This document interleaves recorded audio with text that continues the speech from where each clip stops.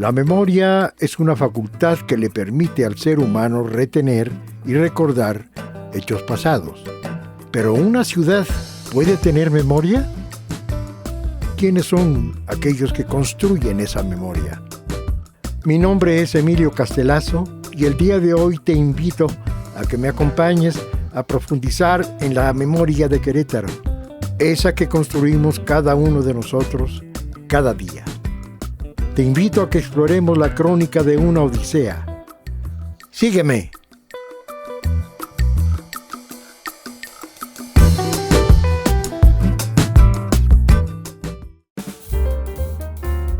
El día de hoy visitaremos el Club de Industriales en Querétaro para platicar con Jorge López Machuca. Egresado como docente de la Escuela Normal del Estado, Jorge decidió incursionar como capacitador en las empresas a muy temprana edad. Acompáñenme a descubrir su odisea. Don Jorge, aquí vengo con mucho gusto a esta invitación. Bienvenido, me da mucho gusto recibirte en esta tu casa. Espero que estés muy contento de regresar otra vez más. Mira, estoy contento por llegar y estoy seguro que voy a estar contentísimo cuando me vaya. Ah, por supuesto. Claro, adelante. Bienvenido. Gracias.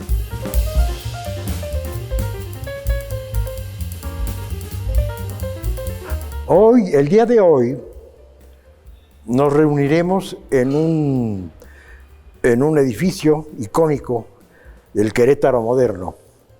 Aquí están guardadas muchas crónicas, muchas aventuras del Querétaro industrial que detonó apenas hace 50 años, un poco más de 50 años. Y nos toca en suerte entrevistar a una persona que ha tenido que ver directamente, de una manera muy vívida, de una manera muy directa, con el desarrollo industrial. Vamos a hablar hoy con Jorge López Machuca, un amigo mío de hace ya 50 años. Cierto. No son muchos, faltan todavía 50 para el siglo, así es de que todavía nos falta. Y con mucho gusto vengo a esta sesión de nuestra odisea de hoy y le agradecemos a Jorge que nos reciba.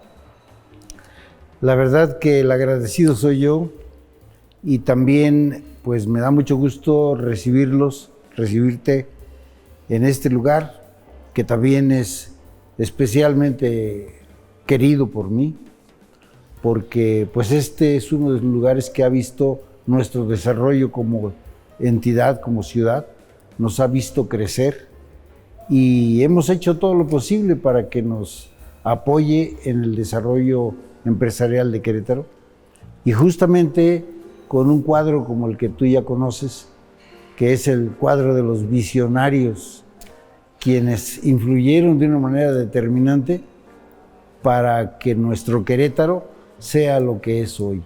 Te agradezco mucho la invitación, Emilio. Fíjate que es muy emocionante esto porque tanto tú como yo llegamos a un Querétaro pues, siendo muchachos. Sí. Yo llegué de 26 años, yo no sé cuándo llegaste tú, más o menos de esa edad, o quizá antes, más chiquillo, pero aquí te hiciste. Sí. Ok, entonces aquí hicimos historia, sí. Aquí formulamos lo que llegaron a ser los sueños no de grandeza, sino los sueños de realización de cosas, del cambio. Así es. Fuimos unos promotores de cambio extraordinarios. Pero vamos un poco por orden. Vámonos al pasado. Tú naces, ¿dónde y cómo llegas a Querétaro? Bueno, nací en la Ciudad de México y mis padres en aquel momento, por circunstancias de la vida, desconozco los detalles, pero se vinieron a la ciudad de Querétaro cuando yo tenía 6 años. Así que prácticamente yo me siento queretano, estoy aquí desde ese entonces y bueno, pues aquí me he hecho lo que tú sabes y me conoces. Pues hace un rato entonces. Sí, sí. Ok, claro. Entonces tus abuelos, tú no tuviste mucho contacto con ellos. Afortunadamente sí. Resulta con que la familia Machuca eran gentes que habían sido originalmente del Distrito Federal, pero vinieron y se radicaron aquí en Querétaro. Mira. Entonces aquí había 3 o 4 familias del apellido y pues el abuelo, por parte de mi madre, era una persona importante en Querétaro. Estaba hablando de un Querétaro hace muchísimo tiempo. Y mi abuelo se dedicó, bueno, su trabajo era tener en aquel entonces cantinas y pulquerías. Ah, mira, qué interesante. Y resulta con que él llegó a tener en todo Querétaro 15 cantinas de su propiedad. Ya la última le puso así, las 15 letras, porque las tenía numeradas, y así se llama. Entonces sí, la verdad me dio mucho gusto, digamos, en ese sentido, porque pues la gente nos conocía por Entonces, ese ustedes apellido. llegaron básicamente por alguna influencia, por este asentamiento Machuca Así es. aquí en Querétaro. Así es. Ok. Así fue. Y aquí te desarrollas. Bueno, sí, ya ahí hago mi escuela primaria y todo, como la gran mayoría de nuestros contemporáneos, en la escuela, famosa escuela Rivo Palacio, Sí. de aquí de Querétaro. Y ya después la escuela secundaria, la preparatoria. ¿Dónde poco de estudiaste carrera. tu profesional? Fíjate que en principio, por inclinación de mi madre, que también fue maestra, me sugirió y casi me impulsó a que fuera yo maestro. Ella era maestra. Y estuve en la Escuela Normal del Estado. Entonces aquí hice mi carrera primera en la No me Normal del digas, Estado. entonces eres maestro, Sí, sí. que no maestro. Que no maestro. No Sí. me digas eso. Ya posteriormente entré a la universidad y hicimos algunos estudios de administración de empresas, como era el punto, pero ya fue otra. ¿No ejerciste como maestro? Sí. Ah, fuiste maestro. Bueno, casi todo de mi vida tiene mucho que ver con eso, pero te platico muy rápido. Termino la carrera de maestro. En ese entonces las costumbres se daban de que una vez terminando, la generación se presentaba en la Secretaría de Educación para que ahí les dijeran cuál era la escuela que les tocaba.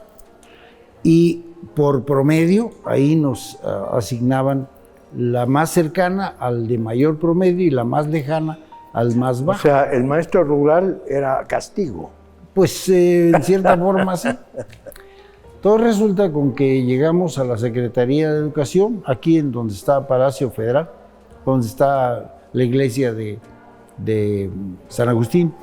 Ahí eran las oficinas principales de la Secretaría de De la Educación. Secretaría de Educación.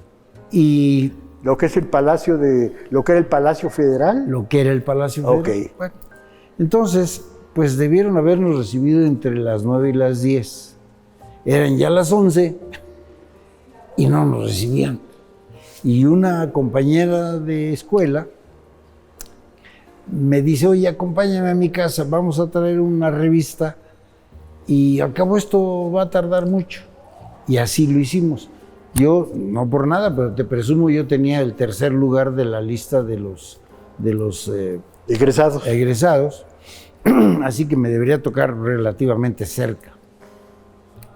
Y resulta con que en lo que fuimos y regresamos, abrieron, las autoridades escolares tenían un poco de prisa, así que ¿quiénes son? A ver, órale.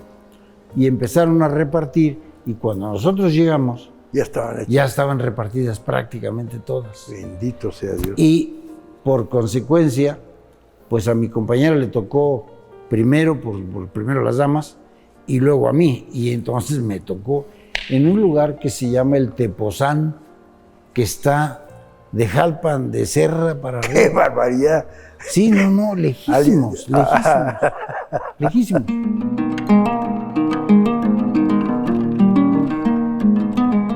A pesar de terminar sus estudios como maestro en la Normal del Estado, el destino tenía preparado para Jorge un camino muy diferente que lo llevaría al mundo empresarial e industrial.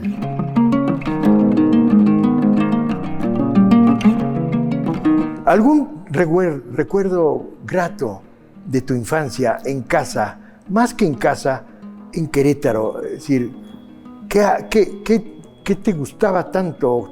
¿O qué parte de Querétaro te gustaba mucho? El Jardín Guerrero. La verdad es que era fascinante para mí ir al Jardín Guerrero con mi bicicleta. Ah, eso era. Y dar vueltas ahí en O patines también. Patines también. Ajá. No, era casi diario. Vivíamos en la calle Morelos, que está muy cerca. Muy cerca. Y pues íbamos ahí a patinar y a jugar un rato, ¿no? Y esos fueron momentos muy gratos en un Querétaro, pues sí, que era caminable sí. y se podía uno mover con relativa facilidad, ¿no? Ciertamente, ciertamente. Muy sí. bien. ¿Estudias entonces la carrera de docente? Sí. ¿Y cómo te enganchas a la parte técnica? Bueno, aquí entra un detallito que, si me permites, te lo comento.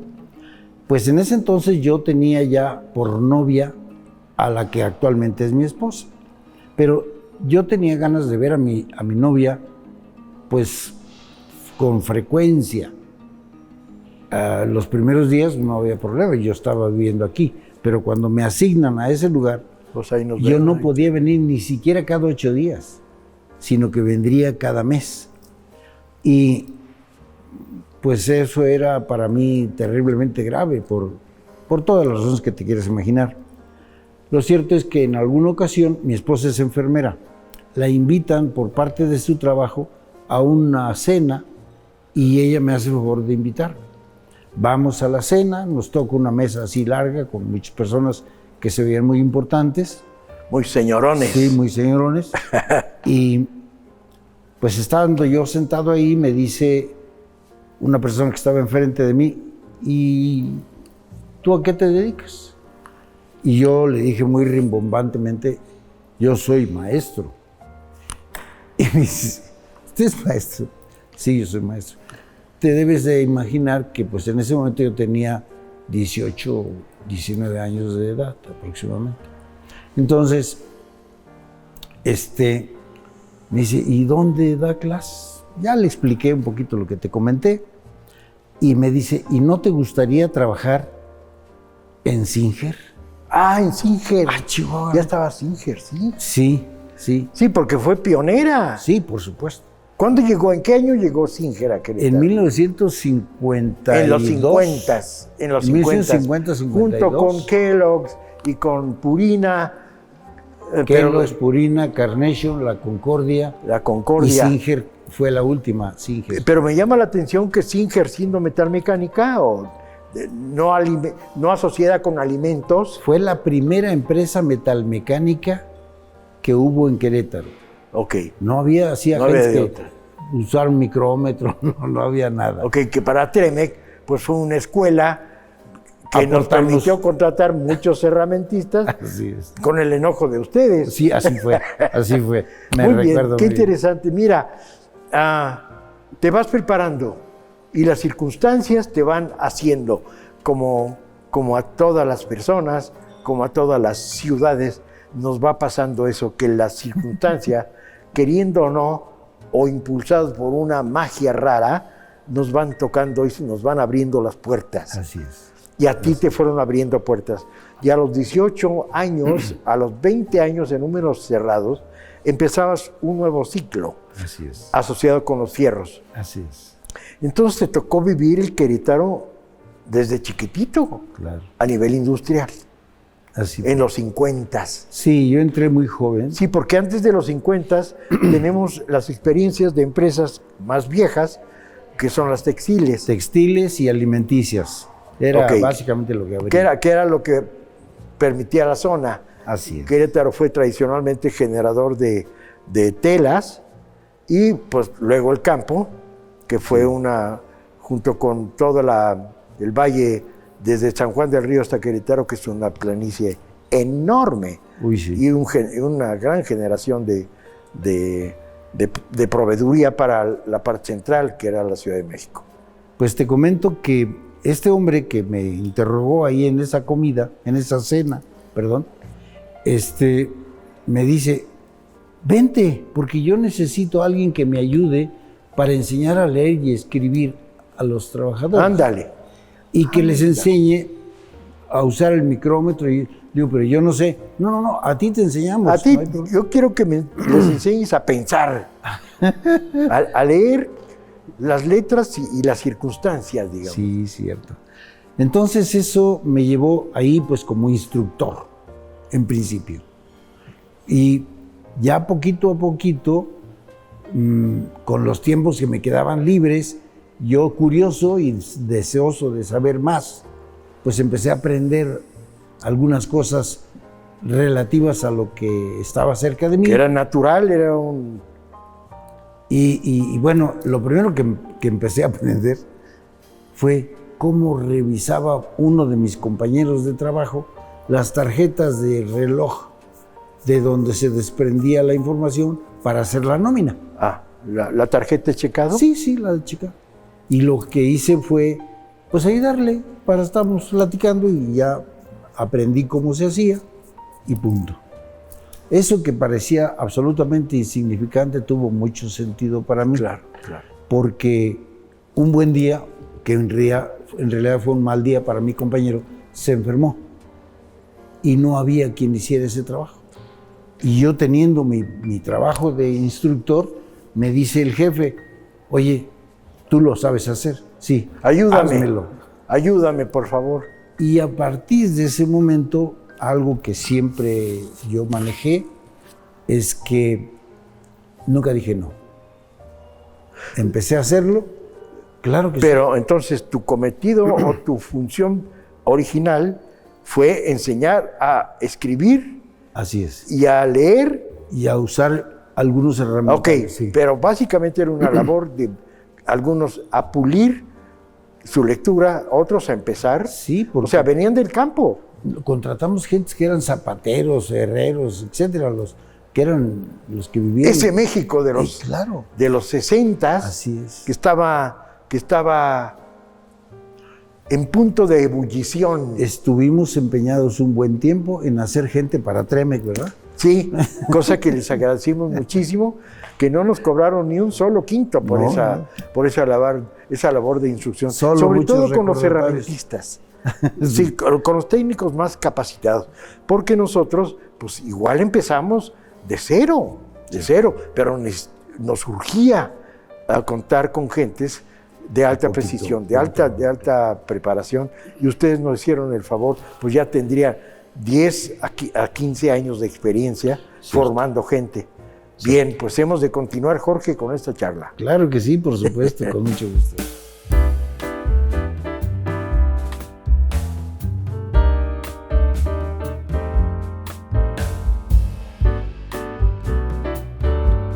Jorge no dejó de lado su labor como maestro al comenzar a trabajar en la empresa Singer. Muy al contrario, brindó sus conocimientos e impartió aprendizaje a los obreros queretanos que se incorporaban día con día al mundo industrial que en Querétaro iba surgiendo con gran fuerza.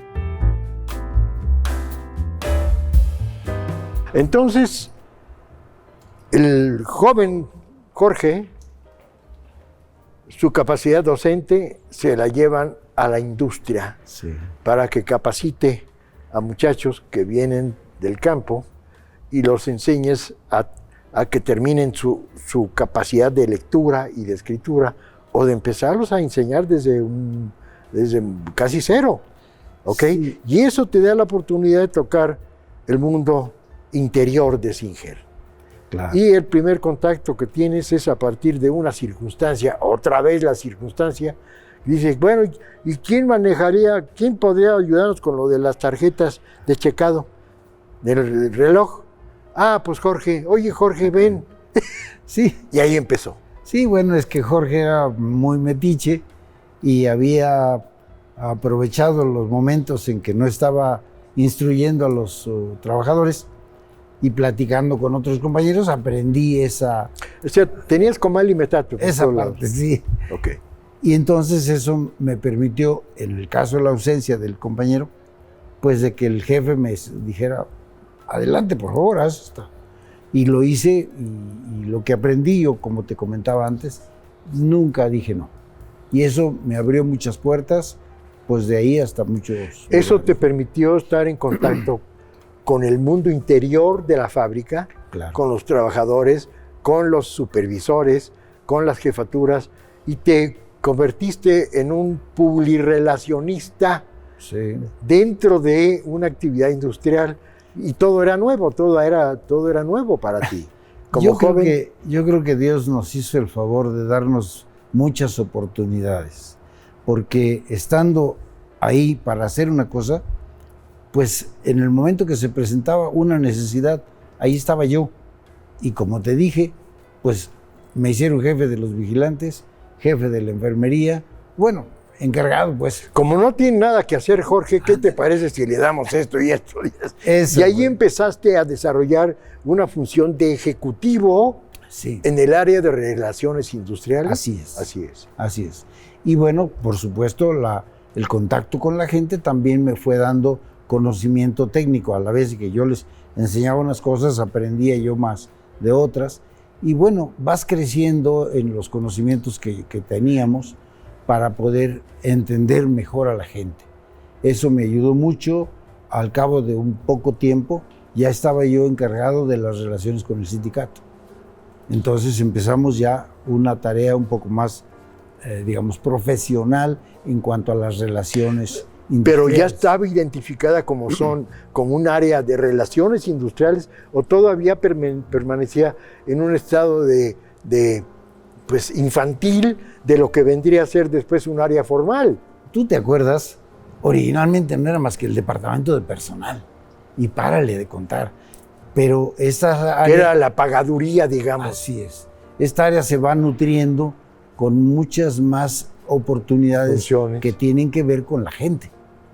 En aquel entonces, bueno, pues muchos de nuestros supervisores, de nuestros jefes, no sabían cómo manejar situaciones de derechos y de oportunidades, de enseñanza, de desarrollo, de ascensos, y todo eso, pues que lo vea el departamento de personal. ¿Cuántas personas llegaste a administrar como la planta total? ¿Cuántos llegaron a hacer trabajar? En aquel número grande teníamos 820, aunque más adelante tuvimos necesidades mayores.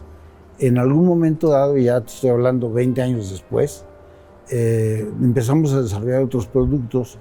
Fabricamos estufas y fabricamos lavadoras. Y en aquel entonces llegamos a ser 1,200. 1,200. Sí. O sea, era una fábrica grande, Sí.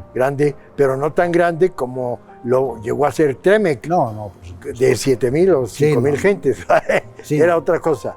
Ok. Así es. Muy bien, entonces ahí empieza tu desarrollo a partir del recurso humano, podríamos decir, en sus distintas facetas, Sí. ¿ok? De servicios, de comedor, de vigilancia, de transportación, de tomadores de tiempo, de una serie que van formando un departamento que se constituye como de relaciones industriales. Sí, sin que en aquel entonces tuviera esos nombres, porque los fuimos adquiriendo efectivamente, como tú bien Conforme dices, se van. a través del tiempo y de escuchar lo que pasa en otros lugares, porque en ese momento eras el departamento personal y encárgate de esto y encárgate de aquello, y lo hacías y punto, pero eran labores directamente de relaciones industriales, ¿no? Y estaban ustedes junto a la carretera 57, que eran dos carrilitos, muy El antiguo camino a San Miguel de Allende. Así se era llama. por ahí, Así se llamaba. era por ahí. Ese era el nombre de la carretera. Lo que hoy es 5 de febrero, en aquel entonces era el camino a San Miguel de Allende. Era un caminito, Sí.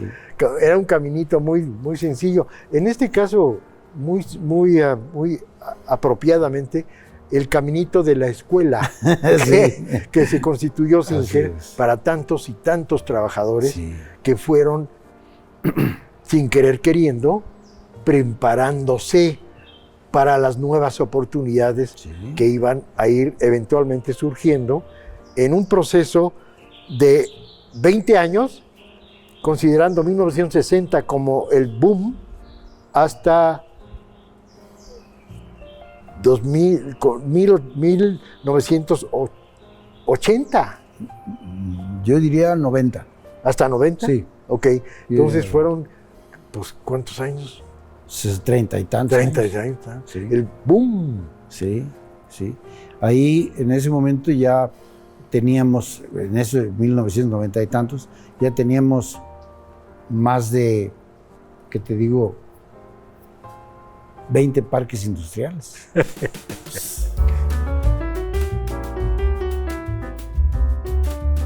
Su iniciativa, sus ganas de aprender más y su disposición llevaron a Jorge por el camino de las relaciones industriales cuando este rubro apenas surgía en nuestro país. Sin embargo, aún queda más por descubrir de esta odisea dentro del Querétaro empresarial.